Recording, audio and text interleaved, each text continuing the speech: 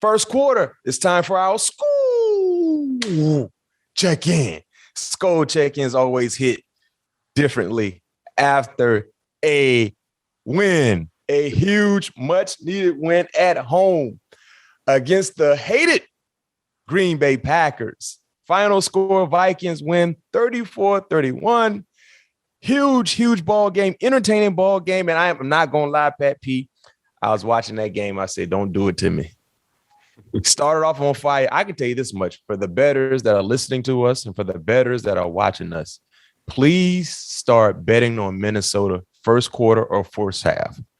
Come out flying. Come out scoring. Come out getting stops. That has been their resume the entire season. Now they're starting to finally put together full quarters of play. But in the first half, I don't know if there's another team hotter than Minnesota. And I'm talking about from the betting side, so I'm just giving you guys a cool nugget. Follow me now if you want to get on. You have been hot lately, Mac. I must say. No question. But check this out, man. Vikings are now, if the playoffs were to start today, Pat P, guess what? You in the playoffs. They're now in the 6th spot in the NFC. Remember, 7 teams will get in. The Vikings are led by 7 points in every game this season. Talk about the fast start. Listen to me. They have blown a lead of 7 or more points in 9 of the last 10 games, but didn't blow this one this past Sunday. 9 of the 10 Viking games have been decided by 7 points or fewer. How did it feel? Number one, before we talk about the game, let's talk about the individual. Very own Pat P.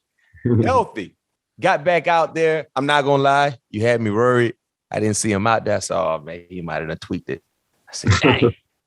But then, of course, I talked to you in the game. He was getting the IV. As you know, you're known for IV now. Anytime, and when you came back in the room in the game, I saw that little band around your arm. I said, yeah, he must have was getting the IV. But tell us how did it feel to be back out there with the guys once again? It felt great. Obviously, playing in this league for a very, very long time, you get accustomed of being out there in the field, being on the gridiron with your players, and missing those 3 games were, something different and difficult for me. But I want to thank the training staff, everyone that had their hand in the pile to get me back healthy, to get me back on the field when I was much needed. So it felt great to be back out there with the guys in a big game. The atmosphere was electric. The fans were amazing.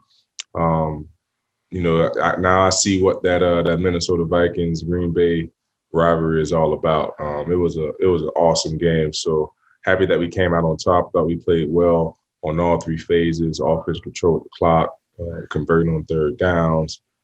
Jets having a humongous game with 160 plus yards, 2 tubs. Adam coming through, being Adam Hitman. Adam Robin Hood Thielen. You call it Robin. Yeah, you got then Kirk is just continuing to play great ball. Oh man, Captain Kirk. Under the radar, ran for 115 yards. You know what I mean? So yeah.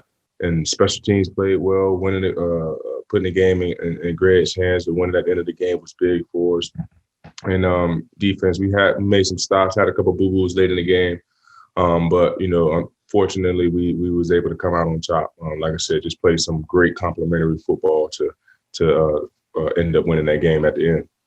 Did you feel 100%? I mean, did you have any concerns, going into the game, or when you got out there, you're like, I'm ready to go? Oh yeah, I was ready to roll, man. I felt 100%. Yeah. Only thing that slowed me down, I knew only concern that I had was, how would the body hold up far as my muscles. I kind of had a feeling that I would end up cramping because at the end of the day, it's my first time really, pushing my body to those limits, to those measures in a month. You know what I mean?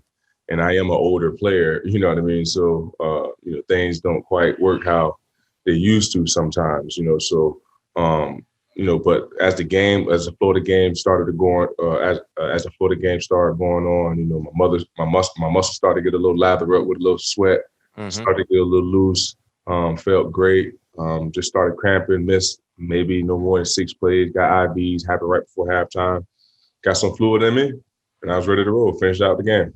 Yeah, and you played a total of 51 snaps, which is good outside of the few plays you missed because you were cramping. One thing that I noticed, and I did anticipate, and you told me this, you was going to follow 17. A lot of times they had 17 Davante Adams in the slot. But tell us about that matchup. Did you guys you played against Davante quite a few times, but talk about that matchup.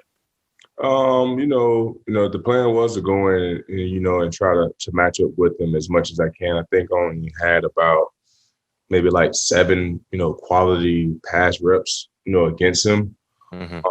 He had opportunity to get a couple catches on me early in the game. I think the second one was like in the third quarter, maybe right before half. I can't. No, actually, I was out before half, so I think it was the third quarter. I can't remember when the second pass occurred, but it's always great to have opportunity to have that challenge. But when you don't have that challenge in the game, it's kind of like heartbreaking because you gear yourself up all week for that matchup. You're studying this guy, ins and out, where he what routes he likes to be when he's at number one, what he likes to run when he's at number two, and then when you get in the game, it's like a total different picture. So that's how it's kind of been for the most part for me when later on in my year in my career, once teams start to find out that I'm starting to cover shadow their best receiver or what the case may be, they kind of move them around and try to get them on the nickel back or a linebacker. So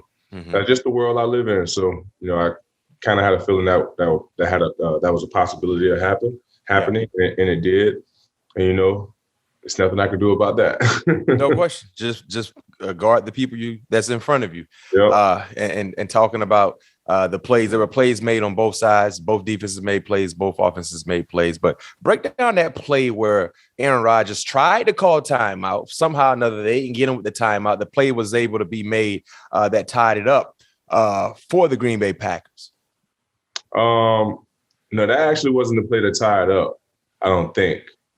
The play that tied it up was like an 83-yarder, I think, 75-yarder from that. Oh, man, that's no one. He didn't try to call timeout on that one. Yeah, on the one he did, but he did score on that play that I thought he called a timeout on. But as the play goes on, I'm obviously looking at the quarterback because it was in a zone coverage at the time. Yeah, looking at the quarterback, and you could see him clearly raise up and call timeout at least 2 times. Like I saw at least do this twice.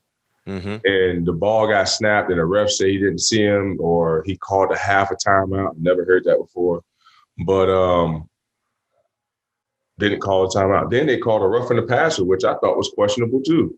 I thought he got hit right when he threw the ball. Yeah, but they didn't see the timeout. They said it was a half a timeout, which I never knew. I didn't know those exist. But yeah, it was a play that wasn't called a timeout. Yeah, and that 83-yard touchdown, that has been, sometimes a reoccurring theme, big plays, splash plays. Break down that play for us. We got a bit aggressive, and they had a 7-man protection. They blocked it up. Was that a 2-man route? That was a 3-man route. It was a 3-man route. Okay. Yeah, around we sent something at them, and like I said, everybody was on their own. You know what I mean? Yeah. And if that pressure don't get there, and then when it don't get there, you just gotta buckle your seatbelt and just try to get in position enough to make a play on the ball. But it's tough on a safety, especially when a receiver is running across your face and have almost 30-something yards of field to work with. Open fact, it's actually more than that because it's 30 yards across, and hell, he was at the 50 when he caught it, so that's almost 80 yards of field to work with. So that was a difficult spot for him. But like I said, we was a bit aggressive. We wanted to be aggressive in those situations because we wasn't able to finish. We wasn't able to put ourselves in positions to finish in those situations. So we figured if we be aggressive in that situation, it would put us in a better spot. But end up, biting us in the butt a little bit. But as a defensive player, those type of things sometimes you have to live with. It's like damn if you do, damn if you don't. What I mean? So, sometimes you get the bear, sometimes the bear gets you. So but just want to get the bear more than it gets you. Yeah, but it was a great Sunday. Like I said, that it was a complimentary football win. So they tied the football game up that they did. And Captain Kirk and the boys went down there and did the rest. I was about to ask you, how impressive was it to see Kirk Cousins go toe-to-toe with the great Aaron Rodgers? Man, Curry's been playing great all year, leading up to the last 8 games of last year. Man, listen, you remember what I said about 3 or 4 weeks ago? If you guys had a better record, I think his name would be sprinkled in the MVP conversation a lot more. Yeah, but yeah, he's playing some unbelievable ball, putting the ball where it needs to be. Great leadership. Just great poise. Just doing everything the right way. You have a great cast of talent around him. Don't really have to force the envelope. Just be Kirk, and that's what he's been doing over the last this entire season. You know what I mean? Just been playing great football, and we're just going to continue. We're going to need him to stay on that trend, to continue to tally up wins, and at the end of the day, if we stack up enough chips, get in that playoff run, who knows what happens? Yeah, and right now Kirk Cousins is 150 to 1 to win the MVP. If the Vikings make a run, he has the stats to at least make a decent case for himself. 150 to 1. Wow. Ooh, that's a lot of big time odds. And with a real good quarterback, you got to have a real good wide receiver. And Justin Jefferson, 8 receptions, 169, 2 touchdowns. When you guys get him involved, good things usually happen for your offense. Over the past 2 weeks, he has 21 targets. After just 9 total in the previous 2 weeks, 104 of those receiving yards came in the first quarter. First Viking with 100-plus receiving yards in the first quarter since the great Randy Moss. That happened October 3rd, 1999 versus Tampa. He had 109. That was his 11th career game with 100-plus receiving yards, tied with Randy Moss for the most by a Viking in a player's first 2 seasons, 3rd career game with multiple receiving touchdowns. I decided, because of the work that Justin has been putting in, Pat P, and, we've had him on the show quite a few times, I decided to list my top 5 wide receivers in the NFL right now. He better be in there. My top 5 guys, listeners and viewers, football fans, Minnesota Viking fans, I decided to put together my top 5 wide receivers right now. And we're not talking about resume. We're not talking about career-wise. We're talking about the hottest top 5 wide receivers right now. Right now. Yeah, my number 1 guy. Well, he's been giving a lot of hell out there. Cooper Kupp. I like it. He's my number 1 guy right now. Based on the chemistry, what he's been doing with Matthew Stafford. He's my number 1. My number 2 guy you just played against, Devontae Adams. Now, Devontae has missed the ball game, but his numbers are still up there with guys that haven't missed 1 snap. Yep. My number 3, Justin Jefferson. You go. He's my top 3 guy right now. I mean, I think 2 and 3 could be interchangeable depending on who you're asking. But for me, if you had Justin number 2, I'm okay with that. If you have him number 3, clearly that's the lowest he could be. No lower than 3. But I got him number 3 right now. But he's trending. He's like a stock right now that's trending upward. That little green arrow that's going up, it ain't going down. It's going up.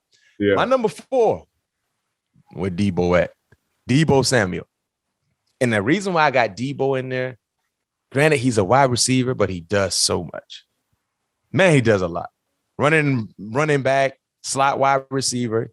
I mean, he's everywhere on the football field. And he's giving you numbers. Look at his numbers. Look at what he's been doing. And my 5th guy, Mr. Tyreek Hill. Cheetah. What you think about my list? What you think about my list, Pat P? I like the list. Like you said, as of right now. You can't argue with that. Yeah. Well, I put it out. We put it out on social, our Instagram page, All Things Covered Pod. Let us know what you think. My top 5 wide receivers. Am I missing anybody? Someone should be on the list that's not on the list. Let me know. But as of right now, those are my top 5 guys. Chime in. Yeah. So, and Pat P, you remember what I said last week after you guys beat the Chargers? Remember I said, anytime a team makes a playoff run that started off slow, there's a turning point in the season where you look back and say, this is when it happened. Yeah, you did say that. I said that, didn't I say it? You called I said, remember this moment when you guys rallied to beat the Chargers and how you beat them. So this could be a turning point. Then look what happened this past Sunday against Green Bay.